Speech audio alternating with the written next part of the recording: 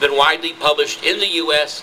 and internationally, and we're so proud to have Yahia here with us today. He's going to be accompanied by Stephen Gray, one of our really great musicians here in the Bay Area. I might mention that Stephen and many of the other poets, including myself, including Jack Hirschman, are members of the Revolutionary Poets Brigade. And our idea is that poetry it certainly begins with a self. It's a sullen art, but it spreads out immediately into the world, and poetry is always for the people. Yahia.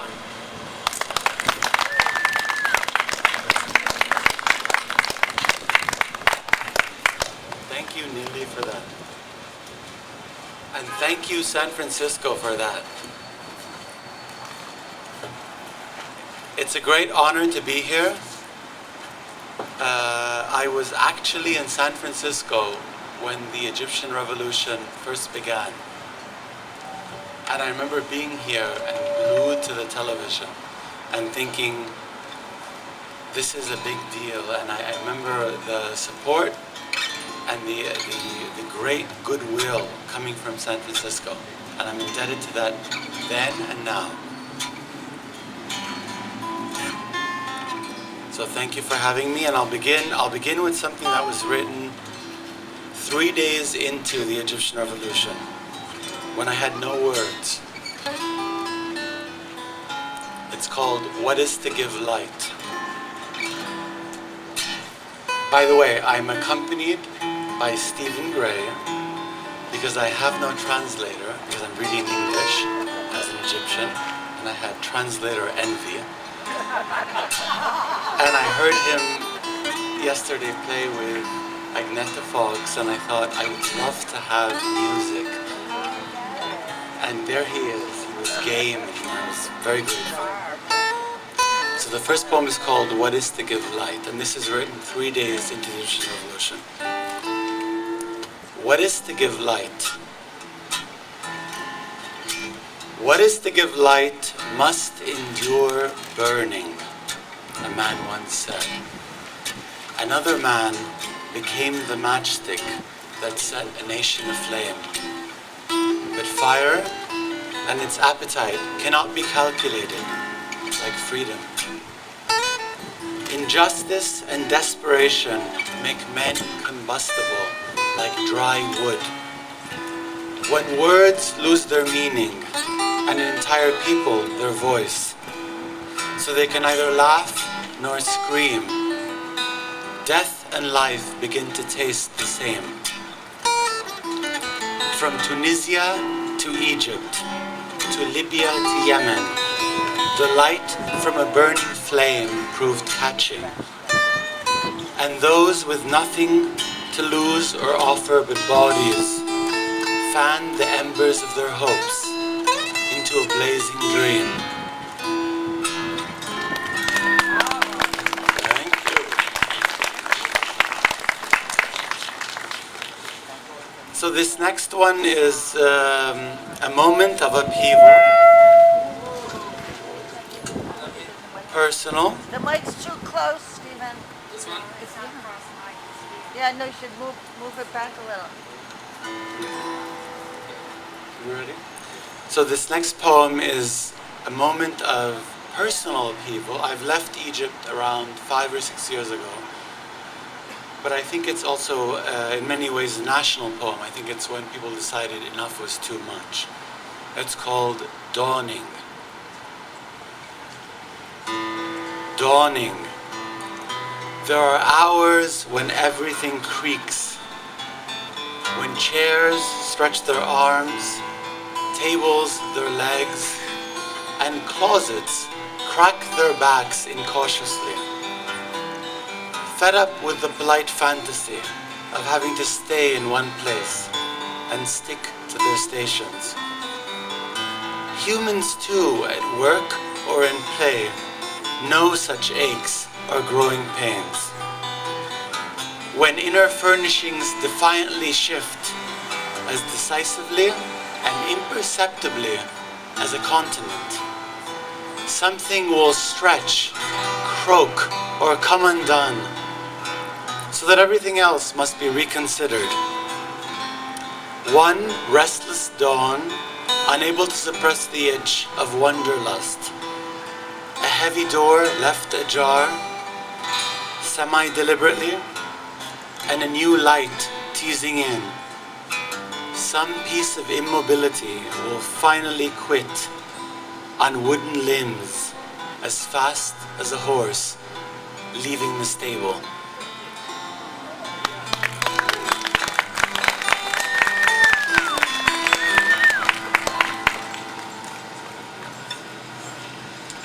This is a love letter to Cairo, to the city and to all I left behind.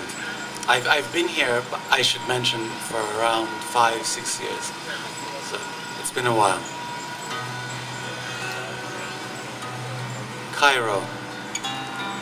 I buried your face someplace by the side of the new road, so I wouldn't trip over it every morning or on evening strolls. Still, I'm helplessly drawn to the scene of this crime, for fear of forgetting the sum of your splendor. Then there's also the rain that loosens the soil to reveal a bewitching feature awash with emotion. An eye, perhaps tender, or a pale, becalmed cheek.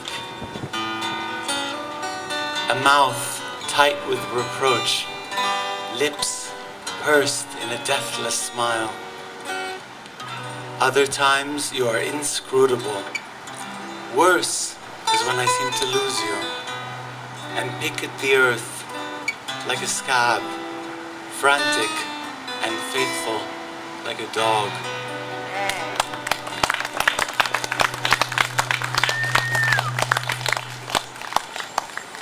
And because we are poets, beyond the political, this is a love letter to words. Words! Words are like days, coloring books, or pickpockets, signposts or scratching posts, fakirs over hot coals. Certain words must be earned, just as emotions are suffered, before they can be uttered, clean as a kept promise. Words as witnesses, testifying their truths, squalid or rarefied, inevitable, irrefutable. But words must not carry more than they can. It's not good for their backs or their reputations. For whether they dance alone or with an invisible partner, every word is a cosmos, dissolving the inarticulate.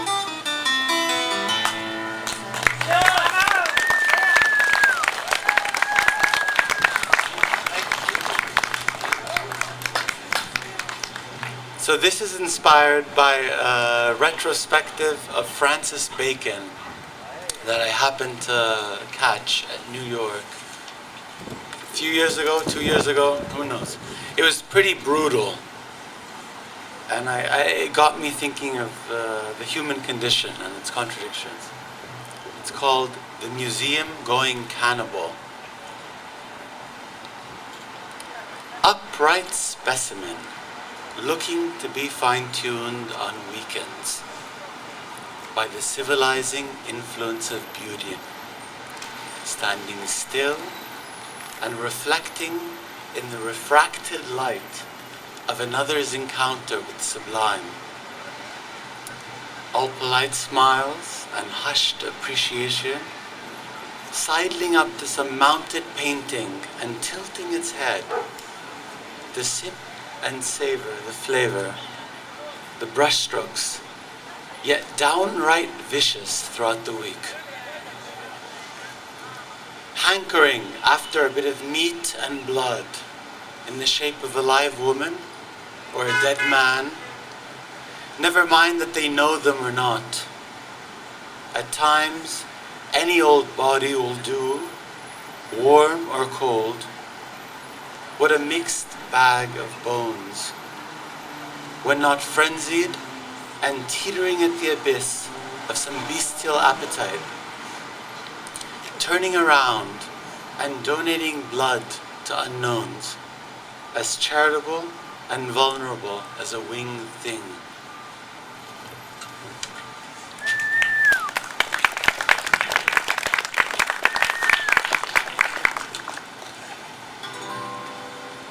So this is occasioned by a sleeping dog. You dog lovers out there. And there was rapid eye movement. And I got to thinking, what must it mean? What are they dreaming of? So it's called, What Do Animals Dream? What do animals dream? Do they dream of past lives and unlived dreams, unspeakably human or unimaginably bestial? Do they struggle to catch in their slumber what is too slippery for the fingers of day? Are there subtle, nocturnal intimations to illuminate their undreaming hours? Are they haunted by specters of regret? Do they visit their dead in drowsy gratitude? Or are they visited by their crimes, transcribed in tantalizing hieroglyphs? Do they retrace the outlines of their wounds, or dream of transformation instead? Do they tug at unassimilable knots, longings and thwarted strivings? Are there agitations, upheavals, mutinies against their perceived selves or fate? Are they ever free of strengths and weaknesses peculiar to horse, deer, bird, goat, snake, lamb, or lion? Are they ever neither animal nor human, but creature, being? Do they have holy moments of understanding deep in the seat of their entity? Do they experience their existence more fully, relieved of the burden of wakefulness? Or do they suspect with poets that all we seem or see is but a dream within a dream? Is it merely a small dying, a little taste of nothingness that gathers in their mouths?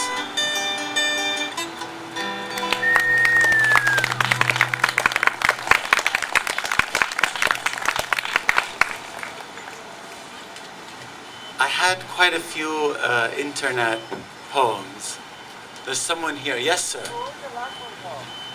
What do animals dream? Meaning, what do humans dream? I see you. So this is a commentary perhaps on ebooks, virtual world, social media, whatever you like. It's called Shuttered Windows. To speak of the smell and feel of books, the erotics of the text, has begun to sound perverse. One by one, the old places of worship, churches, bookstores, nature herself, become quaint and are vacated. In their seat, a gleaming, ambitious scream. Part shuttered window, part distorting mirror, full of wondering, restless spirits. Like so many ghosts in limbo, free of the tyranny of bodies, yet aching for their phantom limbs.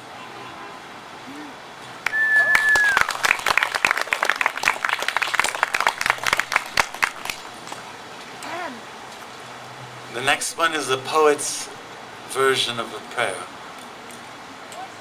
It's called Breath. Beneath the intricate network of noise, there's a still, more persistent tapestry, woven of whispers, murmurs, and chants. It's the heaving breath of the very earth, carrying along the prayer of all things. Trees, ants, stones, creeks, and mountains alike, all giving silent thanks and remembrance. Each moment as a tug on a rosary bead, while we hurry past, heedless of the mysteries.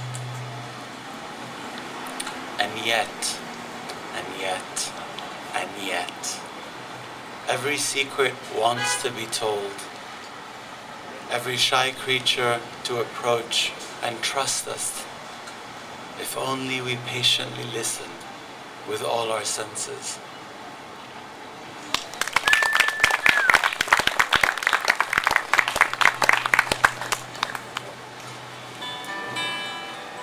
Another in the same vein. It's called Learning to Pray. Long susceptible to the pious heresies of mystics, monks, and other fanatics, mad enough to confound themselves with God and declare it free of ego. Those spiritually reckless creatures, contemptuous of all rule books, traffic signs, and speeding tickets, in such a hurry were they to arrive. No social drinkers, these revelers. They drank to get drunk alone, that they might stay that way, sobriety being the only sin. But what of us, without stamina, for such superhuman impatience and attention, to stand in line, inching towards the checkout? Might we forge our own language by asking of our every action, does this or that please you?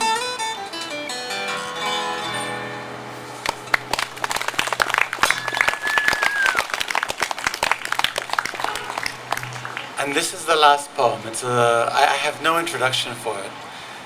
It's a mood piece for you moody people. It's called Sometimes. Sometimes after the rain, returning home, the night is like a dark, dew-speckled rose. And somewhere in between all that velvet of those petals, we no longer are sure how we got here, or who'll greet us at the door. Which indeterminate shape or tormenting love will receive us with an embrace or an ashen kiss? Amid the mist and the potpourri of spirits, will it be wife, lover, or yet another shadow figure we've buried in a dream, or not yet met, such as the child who played hide and seek too well, long after everyone had moved into adulthood?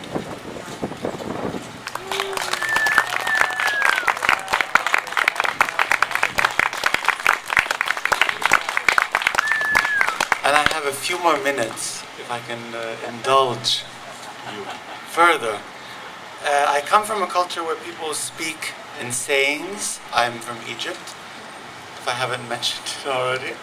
And it's quite common for people to answer you in sayings, or this is the way they understand life. And at some point I thought, maybe I can also write this way, and this is what I came up with. So these are a few sayings from a first book that I wrote when I was 18. You ready? Miracles are proud creatures. They will only reveal themselves to those who believe.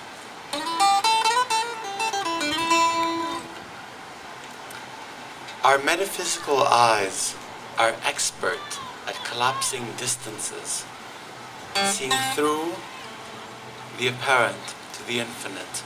I should take these out. There we go. Take two opposites, connect the dots, and you have a straight line. Temptation, for those of you who are susceptible. Seeds we are forbidden to water that are showered with rain. Time heals old wounds, but only because there are new wounds to attend to.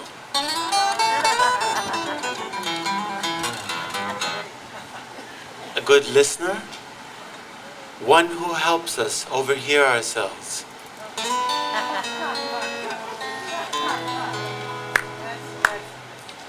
Marrying for looks is a good idea. It's like buying books for their pictures if one can't read.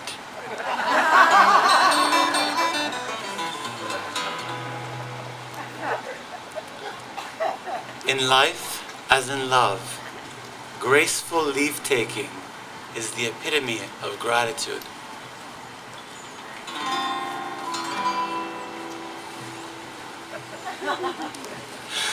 Wonderful, right? To be relieved of words and to have music spell it out. Our life is like a long day. It's easier to fall asleep if you've remained awake.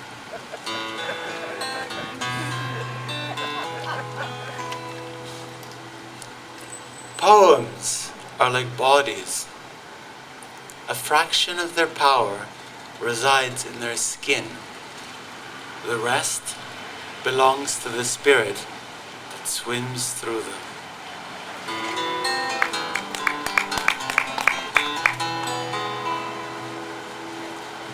Just be yourself, they say. Which one, I think?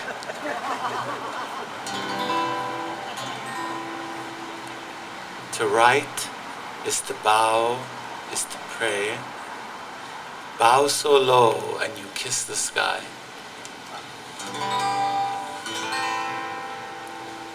Like cars in amusement parks, our direction is often determined through collisions.